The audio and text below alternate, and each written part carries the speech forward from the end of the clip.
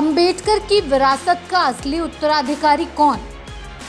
क्या मायावती ही हैं दलित राजनीति का बड़ा चेहरा? क्या आकाश आनंद को 14 अप्रैल को मिलेगी माफी? क्या चंद्रशेखर के दलित नायक बनने के मंसूबों पर फिरेगा पानी?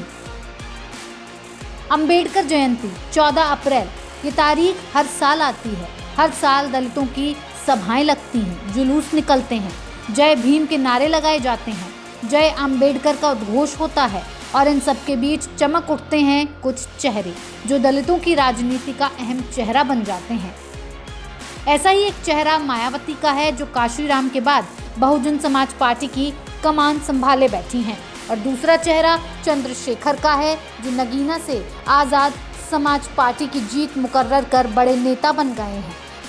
इस बीच परिवार की कलह की वजह से मायावती कुनबे में दरार पड़ी तो चंद्रशेखर समर्थकों ने अपनी हुंकार भरनी शुरू कर दी।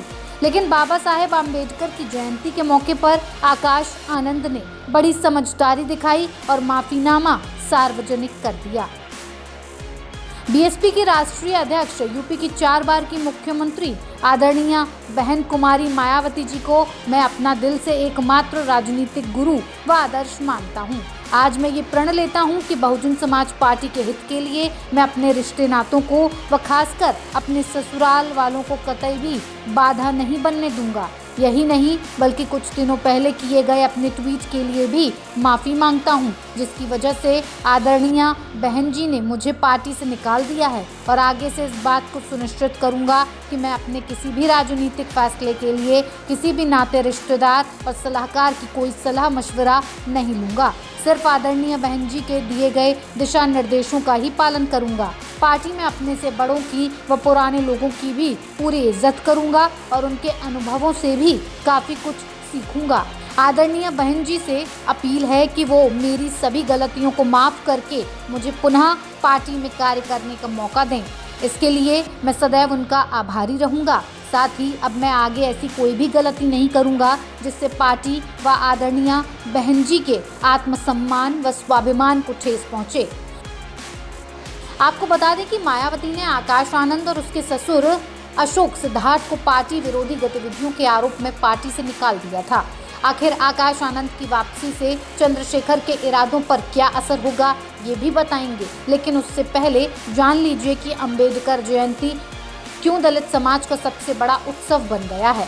भारत के इतिहास में कुछ ऐसे महान लोग हैं जिन्होंने समाज की दिशा और दशा को पूरी तरह बदल दिया। डॉक्टर भीमराव अंबेडकर ऐसा ही एक नाम है जिनका जीवन भारत में समानता, स्वतंत्रता और बंधुत्व की भावना को समर्पित था। उनके सम्मान और याद में 14 अप्रैल को पूरे देश में अंबेडकर जयंती के रूप में मनाया जाता है। ये केवल एक व्यक्ति की जयंती नहीं बल्कि एक आंदोलन की याद है। एक नज़र बाबा आम्बेडकर के जीवन पर डाल लेते हैं। डॉक्टर भीमराव अंबेडकर का जन्म 14 अप्रैल 1891 को मध्य प्रदेश में हुआ। डॉक्टर अंबेडकर बाबा साहेब नाम से प्रसिद्ध भारत के पहले कानून मंत्री थे। डॉक्टर BR अम्बेडकर को भारतीय संविधान का निर्माता कहा जाता है। डॉक्टर BR अम्बेडकर भारतीय संविधान की ड्राफ्टिंग कमेटी के अध्यक्ष थे।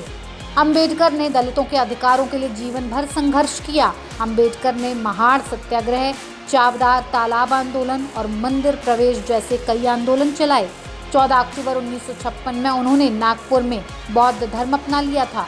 अंबेडकर ने अमेरिका की कोलंबिया यूनिवर्सिटी और लंदन स्कूल ऑफ इकोनॉमिक्स से उच्च शिक्षा प्राप्त की।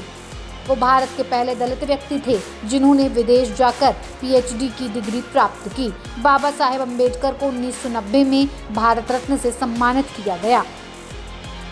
बाबा साहेब अम्बेडकर ने दलितों की राजनीति चेतना जगाई। आज भी दलित समाज उन्हें अपना पथ प्रदर्शक मानता है। बाबा अम्बेडकर के बगैर आप दलित राजनीति की कल्पना नहीं कर सकते। सवाल ये है कि अम्बेडकर की विरासत का उत्तराधिकारी कौन है? किस पर जनता भरोसा करे? किसे ये हक अधिकार मिले? दलित राजनीति के 2 बड़े चेहरे मायावती और चंद्रशेखर रावण जो अब दलित राजनीति के अगुवा के तौर पर देखे जा रहे हैं, लेकिन जनता के मन में कौन है जो दलितों के लिए भविष्य की सीढ़ी तैयार कर सके? क्या मायावती बीएसपी की राजनीति को मजबूत करने के लिए युवाओं को मौका देंगी? क्या आकाश आनंद की बीएसपी में वापसी से दलित युवाओं का उत्साह बढ़ेगा? क्या चंद्रशेखर आज़ाद अपनी अलग पार्टी बनाकर दलित आंदोलन को कमजोर कर रहे हैं?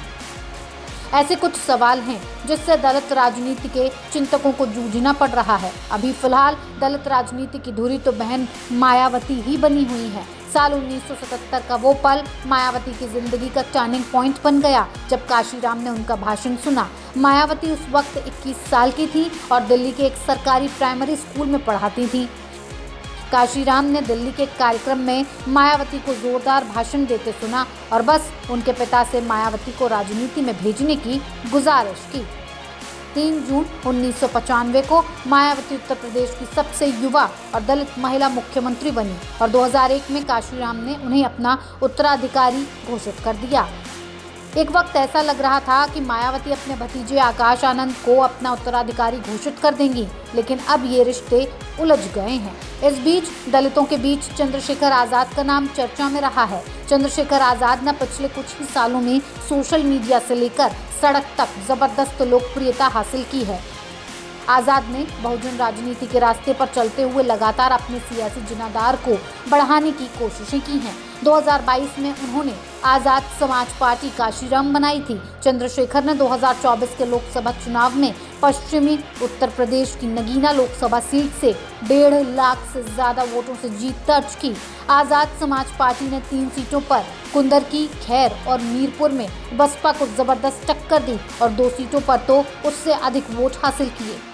इतना ही नहीं, मुखर होकर दलित और मुस्लिमों से जुड़े मुद्दों को सड़क से लेकर संसद तक वो उठाते दिख रहे हैं। संभल हिंसा मसले पर भी वो काफी मुखर दिखे और यही सब देखते हुए सियासी गलियारों में ये गूंज है कि चंद्रशेखर रावण दलितों की दिशा दशा बदल सकते हैं। आप हमें कमेंट करके जरूर बताएं, दलितों की राजनीति का सिरमौर कौन है, मायावती, चंद्रशेखर या फिर कोई और? क्या मायावती को आकाश आनंद को माफ कर देना, दलित युवा राजनीति की कमान उनको सौंप देनी चाहिए? न्यूज़ कोरिडोर्स आप हमें YouTube पर, Instagram पर, X पर और Facebook पर फॉलो कर सकते हैं।